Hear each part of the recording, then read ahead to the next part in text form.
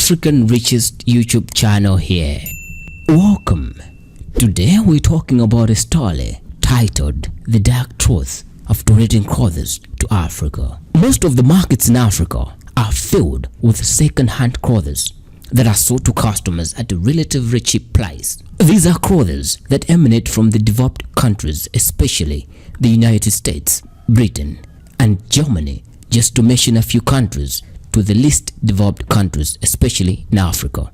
They are collected by charitable organizations such as Oxfam in pretext of being donated to people who are ravaged by poverty in Africa and Southeast Asia. But alas, these are sold here and not donated as the intended purpose of the ones who donated them. Your clothes are not a donation. They are a business venture to a chain of vicious cycles. It is summer. You want free space in your closet, and nothing better than disposing of your old clothes. While that wine stain makes you sweater unfit for a family dinner, it will be useful to warm a farmer on a chilly night at the Kenyan highlands. So you think. So you pack the used garments that you no longer want and walk to the nearby green container of Oxfam or from any other NGO that collects used clothes for charitable purposes. You throw everything there and bid farewell. Now you have extra space in your closet and feel that you have done a good deed to humanity. Your clothes, however, will not be donated to any poor kid in Africa. They will be sold. The organizations that collected such pile of clothes will just post simulated thank you messages as if they are coming from a poor kid you thought you donated to in Africa. The chain of profiteers in this business, it's like this.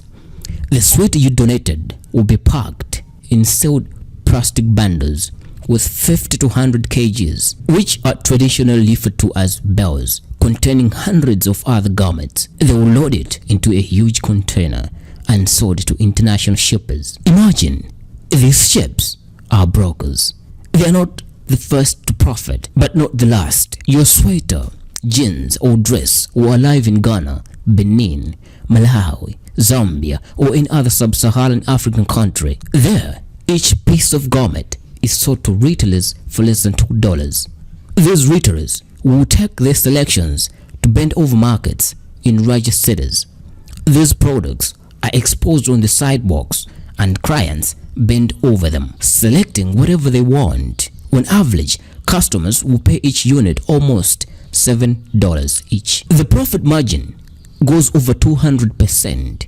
German news channel DW came to a similar conclusion when investigating the destination of clothes donated by Germans, as they observed that used clothing is a lucrative business. In Germany, a ton of second-hand clothes sells for an average of €300. The labor and time-intensive sorting process lets the price skyrocket. Exports to African markets cost up to 1,000 or even €1,500 per ton, depending on the quality and country of destination. Despite this benefiting the organizations, shippers, and the retailers, it has come to be known that it is something being disguised as donation, but in reality, companies are exporting garbage to Africa. If only 20 to 25% of the donations will in fact be used as clothes, we can understand that this entire scheme is not only about donating clothes, it is also about exporting garbage. Developed countries have a solid waste problem. For example, New York City in the United States alone spends $500 million per year exporting its garbage. If someone renames part of it as donations and mixes tons of useless rags together with actual clothes, international shippers to Africa will still accept it. Maybe they will pay less for it, but still accept it. That is why in African soil, importers operate sorting centers where hundreds of workers separate the garbage from the donated clothes for sale. Sometimes this exported garbage will end at the sea. Therefore, some of these so-called donations are no donations at all, but a dumping ground for their garbage to Africa. Another dark side of donating clothes to Africa and other developing continents is that the tendency creates a dependency syndrome in addition to to creating dependency syndrome. It also cripples the capability of the local business enterprise. The local textile manufacturing companies do not have enough muscle to compete with the market forces, as the shippers get all their merchandise for free. According to some research, 30 years ago, Kenya had approximately 110 large-scale textile manufacturers. This number dropped by 50% by 2006. The number of employees decreased from 500,000 to 20,000 workers within the local clothing industry. According to the same source, Uganda imported around 1,300 tons of used clothing from the United States of America in 2018. 80% of all clothing purchased in the country was second-hand. Imagine. In Ghana, textile and clothing jobs fell by 80% from 1975 to the year 2000. And in Zambia, the textile and clothing employment fell from 25,000 jobs in the 1980s to below 10,000 in 2002. During the transition from their independence during the 20th century, there were plans for African nations to industrialize in a similar path to what happened in Asia. As the numbers above prove, at least for a few decades, the textile industry in the region developed at a decent pace. This growth came to a halt when African leaders, lured by the access to international markets, chose to open their economies to import containers of used clothes. With almost no taxes or barriers, the local industry couldn't compete with the used clothes. Not because of their ineptitude, but because it is nearly impossible to compete against an opponent that gets its products for free. Remember, the importers sell donated clothes.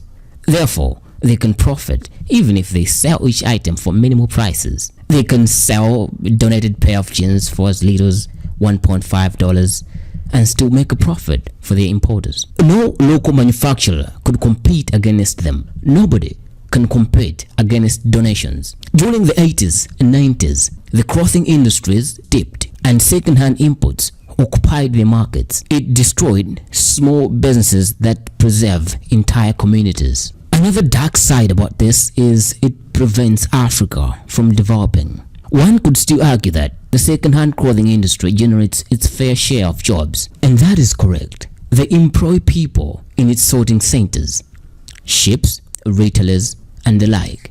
Still, this does not come close to the number of jobs generated by manufacturing. Some of the 480,000 people that lost their jobs in Kenya with the collapse of textile industry may work now at second-hand sorting centers, but definitely not all of them. There is also a more subtle economic damage caused when a country represses its local industry for imported goods. It turns the trade balance to a negative side. The balance of trade is the difference between the monetary value of the nation exports and imports over a certain period of time. A country that produces its own goods for its own consumption and exportation, importing only products with less aggregated value, e.g. raw materials, is a net exporter and has a trade surplus. Having a trade surplus makes it easier for a nation to accumulate foreign currency reserves. Large reserves helps to build a stable economy,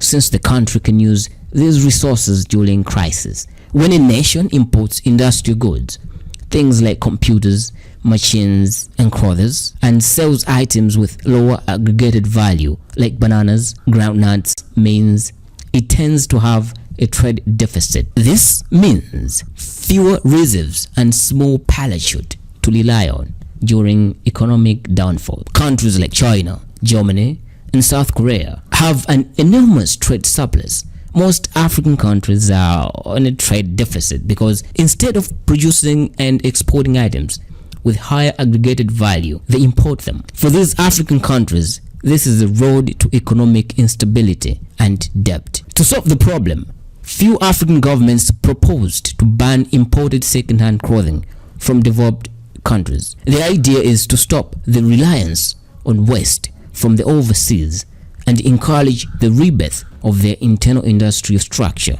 This is a measure started by the governments from Kenya, Ghana, Uganda, and Tanzania, Burundi, Rwanda, among other countries like Nigeria, Ethiopia, and South Africa, already banned the imports of used clothes. The Ethiopians, after the ban, developed a healthy industry to supply the market and neighboring countries.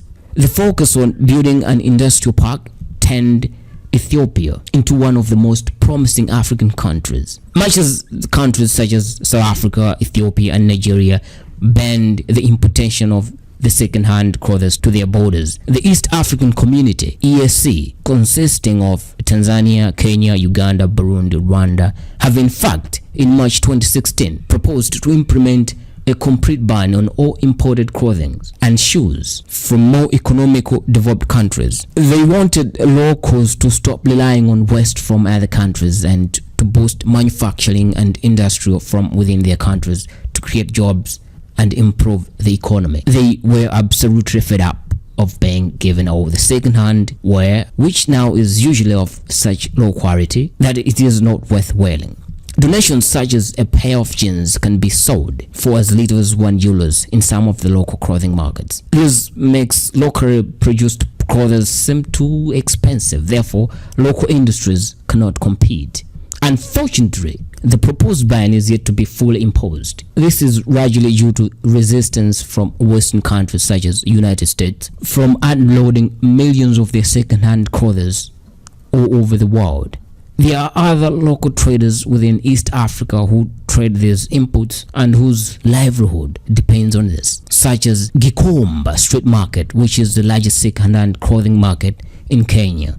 Until date, the ban is having a lot of hitches. For example, some sections of society still have a notion that a total ban on imports of clothing donations will most likely affect the poorest. Therefore, these are suggestions being made to subsidize local production manufacturers to allow growth in the local economy and to propose a gradual ban of the Western imports. There is also some resistance from the United States of America, which unloads hordes of second-hand clothes all over the world, and from the sellers in East Africa whose livelihood depends on these shipments, as well as from experts who think an outright ban won't be enough for these countries to restore production at home. In August 2016, the year the East African Community EAC proposed the ban on all imported clothes, Debola Malak, a US ambassador to Uganda, met with Rebecca Kadanga, Speaker of the Parliament, to discuss the ban. She warned that enacting it